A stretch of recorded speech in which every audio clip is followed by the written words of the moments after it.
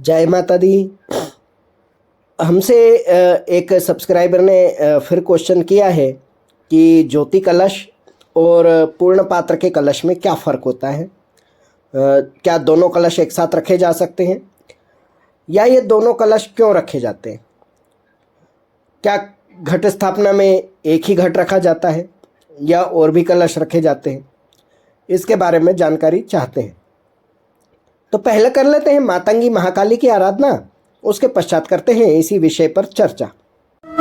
नमोस्तुते महामाये मातंगी मोड़ेश्वरी सर्व कष्ट हरे देवी भक्ति मुक्ति प्रदायिनी धर्मारण्ये स्थिता देवी हृदयारण्ये संस्थिता रक्ष रक्ष महादेवी मोड़ कुलोद्धारिणी धर्मारण्ये तीर्थस्थाने संस्थिता भवतारिणी दुष्ट कर्णात्की धाता श्यामला रूप धारिणी मोड़ जनहा वंदिता मातंगी मोड़ कुले कृपा करो सिद्धि बुद्धि प्रदे देवी अष्टादश धारिणी।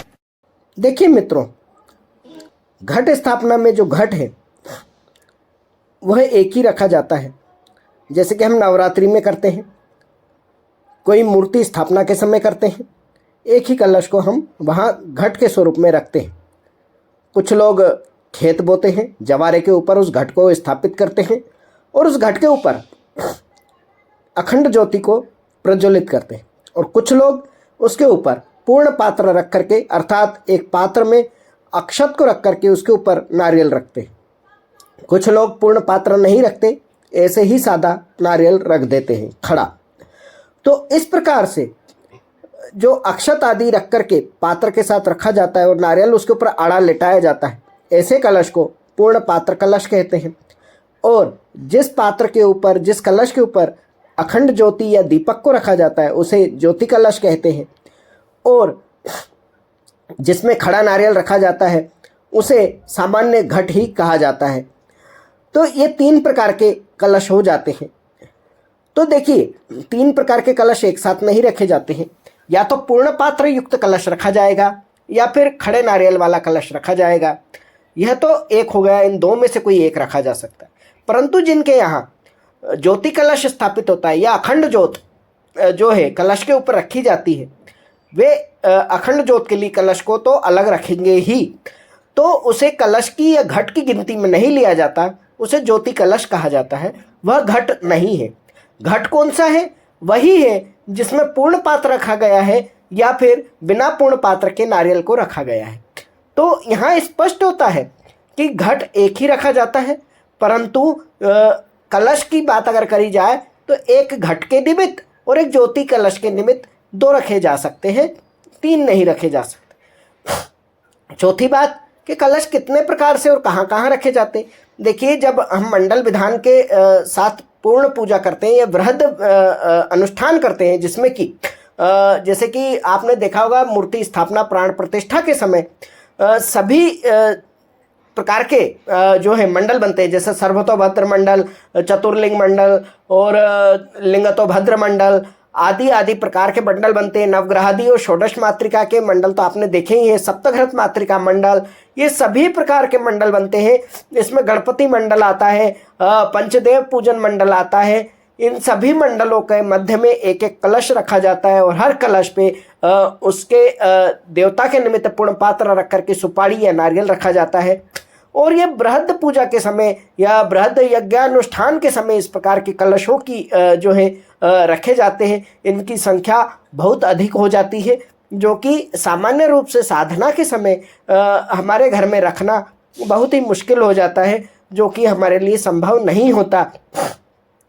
चूँकि वे मिट्टी के भी रखे जाते हैं कई बार, तो वे विसर्जित कर दिए जाते हैं, दोबारा उपयोग में नहीं आते। लेकिन जो धातु के रखते हैं वे भी ब्राह्मणों को दान दे दिए जाते हैं। अनुष्ठान के समय जो रखे जाते हैं, यानी कि बृहद यज्ञानुष्ठान हो, प्राण प्रतिष्ठा आदि के समय जो कलश रखे जाते हैं, सब ब्राह्मण को दान दे दिए जाते हैं।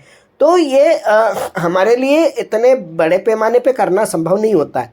हम लोग सामान्य रूप से घर में पूजा पाठ करने वाले लोग हैं। ज्योति कलश हमारे यहाँ हो सकता है, क्योंकि किन्हीं के यहाँ रिवाज होता है कि वे सुबह शाम का दीपक भी जल से भरे हुए कलश के ऊपर रखते हैं। तो ज्योति कलश उनके यहाँ स्थापित होता है, वो उसके ऊपर रखते हैं। और एक परमानेंट जो होता है उनके यहाँ पूर्ण पात्र युक्त कलश होता है, या फिर वे मात्र त्यौहार के समय या पूजा पाठ के समय ऐसे कलश को स्थापित करते हैं। बाद में उसको हटा लेते हैं और जब पुनः कोई पूजा आती है तब पुनः स्थापित करते हैं। इस प्रकार से कर्म करते हैं। तो यह पात्र जो है हमें तांबे का ले लेना चाहिए, क्योंकि तांबे का जो कलश होता है वो इसलिए ज़्यादा अच्छा माना जाता है क्योंकि मिट्टी जो होती है, मिट्टी भूमि का तत्व है और तांबा भी भूमि का ही तत्व है। इसीलिए जो कलश होते हैं ये तांबे के अच्छे माने गए हैं, क्योंकि मिट्टी का एक बार उपयोग करने के बाद दोबारा उपयोग नहीं आता है, लेकिन तांबा हम बार बार उपयोग में ले सकते हैं। और कहते हैं ना कि एक बार जो महंगी चीज़ आ जाती है तो एक बार रोते हैं हम उसके लिए, या एक बार परेशान होते हैं या एक बार खर्च करते हैं, लेकिन सस्ता रोया बार बार बोलते हैं ना, तो मिट्टी थोड़ी सस्ती जरूर है, तांबे से लगभग आधे भाव में आ जाती है, परंतु उसको आप बार बार उपयोग नहीं कर सकते। बस यही है, आगे जैसी जिसकी सुविधा हो उस प्रकार से उन्हें कलशों को रखना चाहिए। अब आपके मन की भ्रांतियाँ दूर हो गई होंगी कि कलश कितने प्रकार के रखे जाते हैं, पूर्ण पात्र कलश क्या होता है, घट क्या होता है, ज्योति कलश क्या होता है और उन्हें कहाँ और कब किस प्रकार स्थापित किया जाता है, आपको समझ में आ गया होगा। जो लोग जवारे के साथ घट रखते हैं और कुछ लोग बिना जवारे के ही घट रखते हैं। जो बिना जवारे के घट रख रहे हैं वे जिन्हें जवारे नहीं बोना है वे घट के नीचे चावल रखें। उसका कारण है चावल उगते नहीं है, लेकिन यदि आप गेहूँ रखेंगे या जव रखेंगे और आप उसको चाहते हैं कि जवारे ना उगे, लेकिन आप अगर उसको गीले मतलब घट से जो पानी रिसता है मिट्टी का अगर घटे, तब अगर आप गेहूं रख देंगे तो उसमें जवारे अवश्य ही उगेंगे। और आप नहीं उगाना चाहते हैं तो वहाँ आप गेहूं की बजाय चावल रख सकते हैं। यदि आपने धातु का बर्तन रखा है तो आपको कुछ भी रख सकते हैं, गेहूं भी रख सकते हैं, चावल भी रख सकते हैं, आपको उसमें कोई दोष नहीं है, क्योंकि वहाँ गेहूँ उगेंगे नहीं, वहाँ जवारे नहीं बनेंगे। तो यह चीज़ होती है। जवारे कितने दिन के बोए जाते हैं?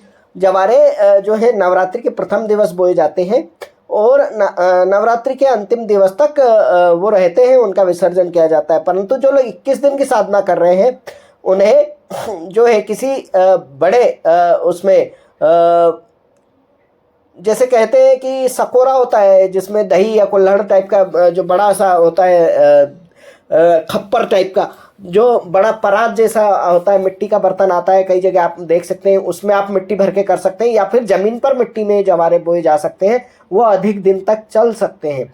परंतु यदि आप सोचते हैं कि उन्हें दोने में, कटोरे में या किसी छोटे बर्तन में, सीख की डलिया में हम बोएंगे तो वो उगेंगे, तो वो अधिक दिन तक टिकने वाले नहीं है। वे 12-15 दिन के बाद गलना शुरू हो जाते हैं और वे सड़ने की ओर पहुंच जाते हैं, और इससे आपकी साधना के खंडित होने का भय व्याप्त हो जाता है। तो इस प्रकार से सावधानी युक्त आप कर सकते हैं और इस प्रकार से आप अपनी जो है नवरात्रि की सेवा में घट आदि को स्थापित कर सकते हैं। तो अब उम्मीद है कि आपको इसके बारे में पूर्ण जानकारी प्राप्त हो गई होगी, आप भ्रमित नहीं होंगे, दिग्भ्रमित नहीं होंगे। और आपको कोई और प्रश्न लगता है तो आप अवश्य कमेंट में कर दीजिए, आपके प्रश्नों के उत्तर दिए जाते हैं और उचित प्रश्नों के लिए वीडियो भी बनाए जा रहे हैं, आपको सभी माध्यम से जानकारी दी जा रही है।